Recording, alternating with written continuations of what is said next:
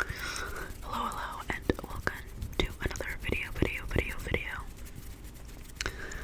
I hope you guys are ready for this weekend.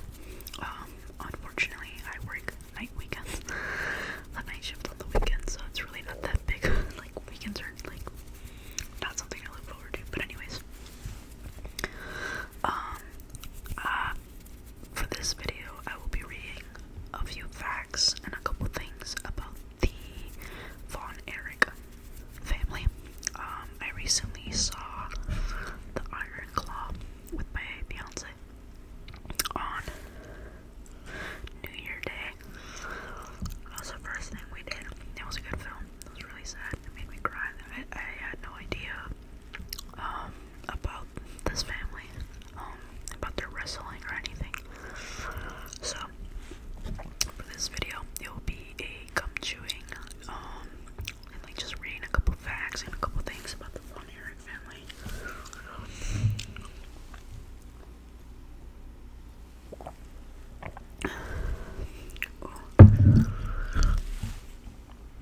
Sparkling water and gum, mint gum don't go hand in hand.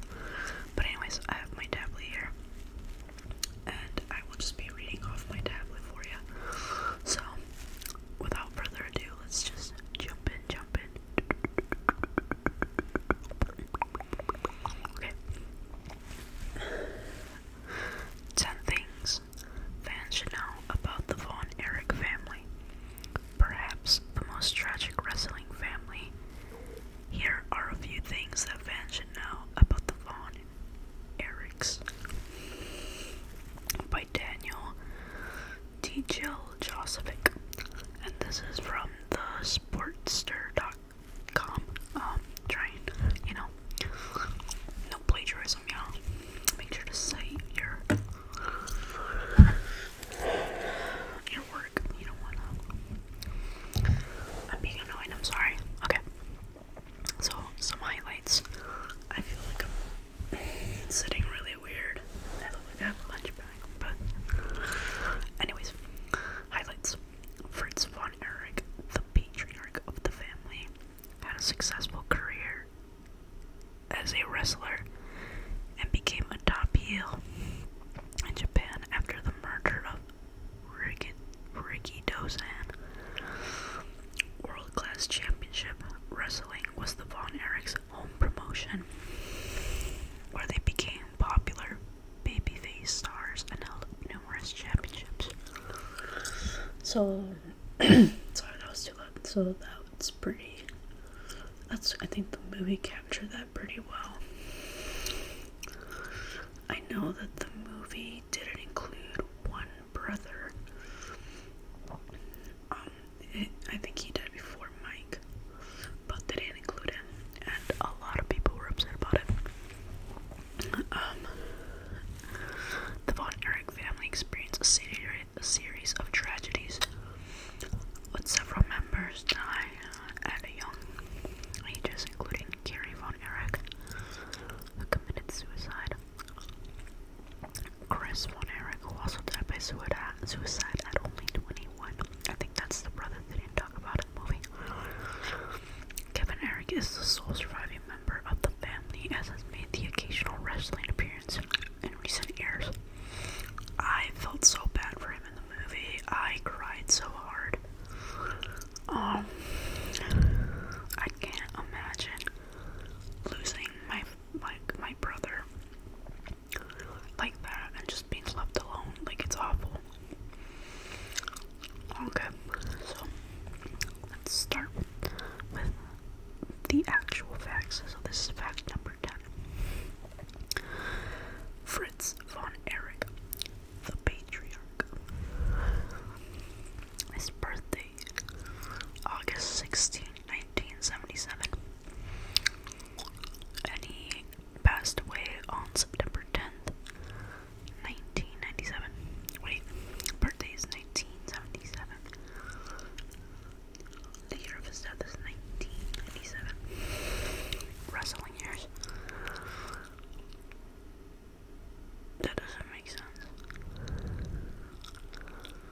This doesn't make sense. So he was born on August 16, 1977, but wrestling years are 1953. What? Okay. I don't think that's correct.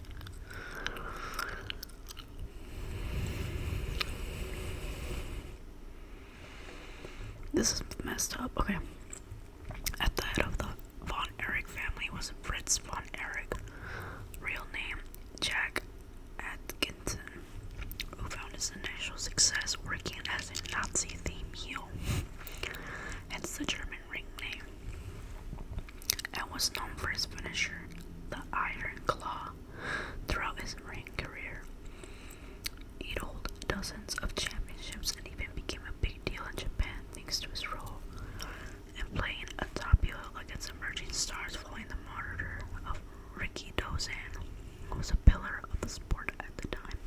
So I think this is the dad, right? Because he's the one that starts that.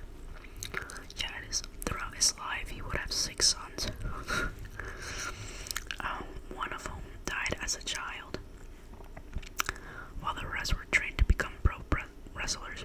He then became the main promoter in the TFW area of Texas and made his sons his top stars, creating very successful world-class championship wrestling. Yeah, so Fritz is the dad. I hated him so much in the movie. World-class promotion. World-class championship wrestling. The promotion.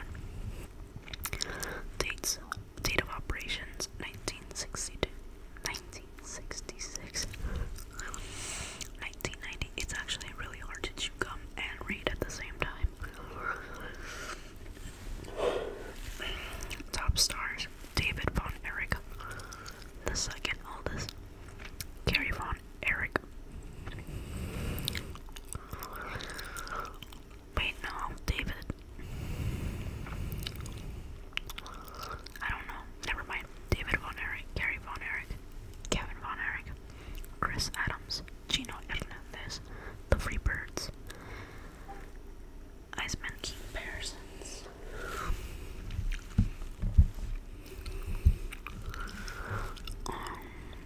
I lost my place, dang it. Oh, Jimmy Garvin, General Skandor, Akbar's Devastation Incorporated. So those are all the people that were like wrestlers for the company that Fritz had. So it was a Dallas-based wrestling like arena. I know that because like they talked a lot about Texas in the movie. So in 1986, the company broke away from the NWA in an attempt to follow WWE not Raw, I'm so used to saying Raw, WWE's footsteps in going national. However, WCCW declined in popularity and folded in 1990. So it's just like he just kept making really bad decisions, man. Number 8, Gary Von Erich, the Star. I think this one broke me in the movie. I don't know why. Well, I do know why. His wrestling years, well, his birthday, February 3rd, 1960. And then he passed away on February 18, 1993. So 15 days after his birthday. That's really sad. His wrestling years, 1978 to 1989 in the WCCW, 1990 to 1992 in the WWE, and then 1992 to 1993 in the Indies.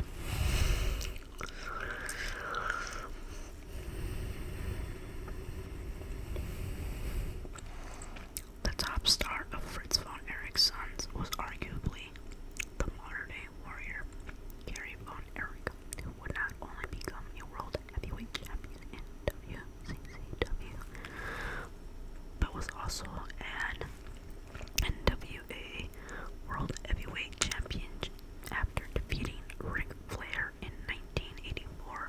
He's likely the most recognizable of the Von Erich clan, thanks to his stint in WWE in the early 1990s, where he was branded the Texas Tornado and captured the Intercontinental Championship.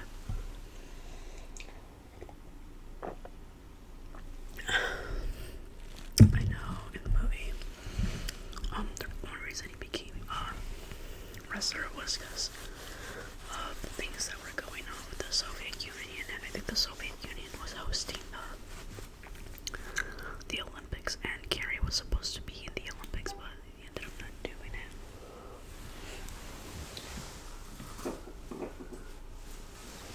My neighbors are being annoying, I'm sorry. But then instead was like, hey, maybe consider wrestling since the Olympics didn't work out. Despite mainstream success, Kerry Von Erich didn't have it easy. In the mid to the late 1980s, he secretly wrestled with a prosthetic foot due to a motorcycle injury, and ensuing drug problems and personal life issues eventually led to his death by suicide in 1983. It's really sad.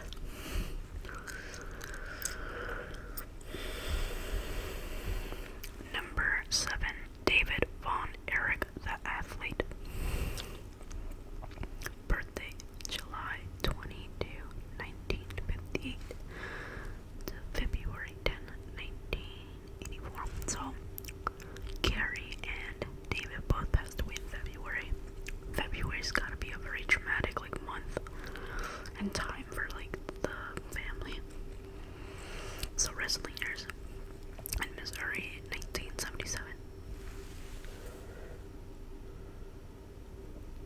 I'm sorry, I'm hearing sounds that my headphones at the is picking up, and it sounds like someone started their car, and it looks like it's still snowing. Sorry. So he wrestled in Missouri from 1977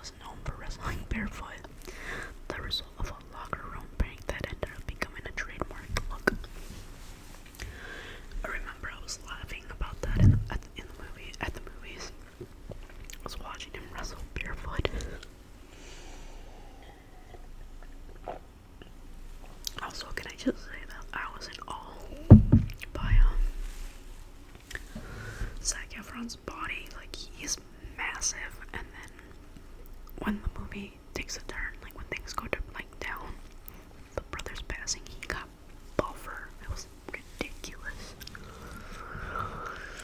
Anyways, as a tag specialist, he held countless titles with his brothers, both traditional tag team and six-man belts. And as a single competitor, he had a notable violent rivalry with Chris Adams. Oh, he had demons of his own. Given von Erich ended up surviving past the early 1990s, retiring in 1995 and eventually moving to Hawaii. In 2006, he sold the WCCW tape library to WWE and returned to the ring for one off tag match alongside his son in 2017. I'm so used to saying 19. He has since made a one-shot appearance in an AEW where he got to pull out and use the Iron Claw one more time. That's sad. I think he actually did it out of love for the sport. And now he can't even do it because it's like depressing because it's what killed his family. Well, his dad killed his family. Sorry if it's like super loud in this video. Fact number 3. Waldo and Lance, the fake Von Erichs. Birthdays: Lance, April 24 1960. Waldo, October 2nd, 1933. To July 5, 2009. I feel like some of these numbers are off. They're like really off.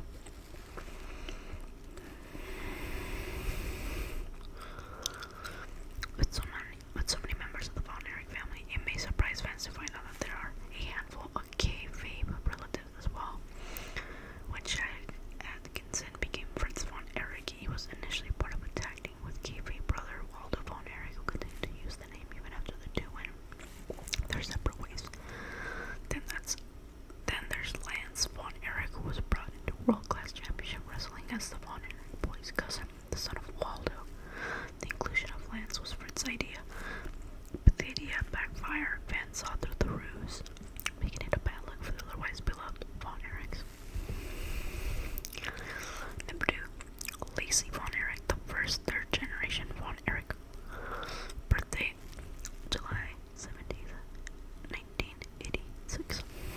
Wrestling years: 2007 in FCW, 2008 in Indies and TNA, 2009 to 2010. The first legacy member of the Von Erichs family to debut in pro wrestling was Carrie's daughter. Carrie had a daughter.